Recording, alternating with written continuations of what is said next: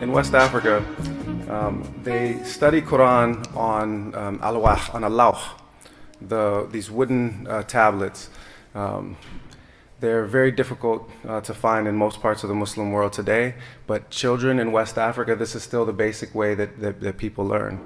And indeed, there are authentic hadith that demonstrate that during the time of the Messenger of God, alayhi salatu wasalam, the Quran was memorized by children using these wooden slate boards, and the Quran was also written on the broad, wide shoulder blade bones of cattle and of camels. And those were the things that people used to write Quran on and then study the Quran from those places. So those wooden tablets that started to be used for the teaching of the Quran 1400 years ago are still used in West Africa for the teaching of the Quran today.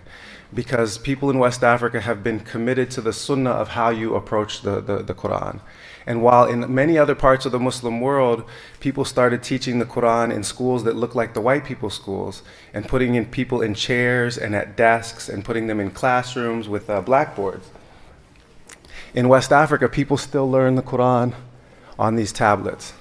And in doing the research for the Walking Quran, I did over 100 hours of interviews with people who grew up in Quran schools, old men and women who had started studying the Quran in some cases in the 1930s and 1940s.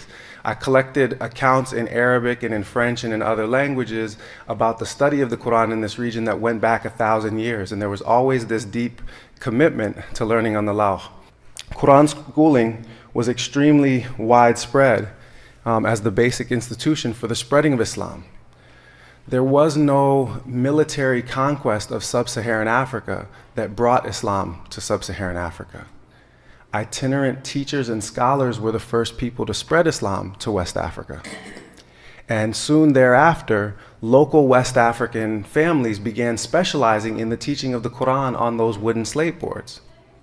So it was not the jihad of the sword, but the jihad of the wooden board that brought Islam to West Africa through a slow and steady process of teaching the Quran, to the point that by the 18th century, literacy rates in a place like what's now Senegal were 2 or 3 times higher than they were at any place in Europe at that point in time.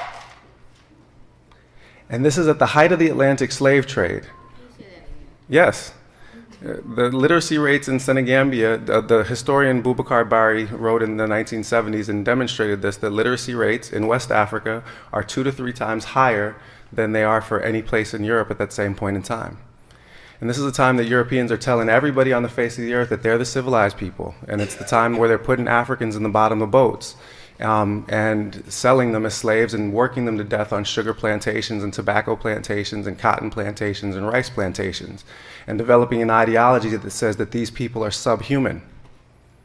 But the fact of the matter is that there are documented cases of enslaved African Muslims in different parts of the New World keeping plantation records for their masters in Arabic because they were literate in Arabic and their slave masters weren't literate in any language.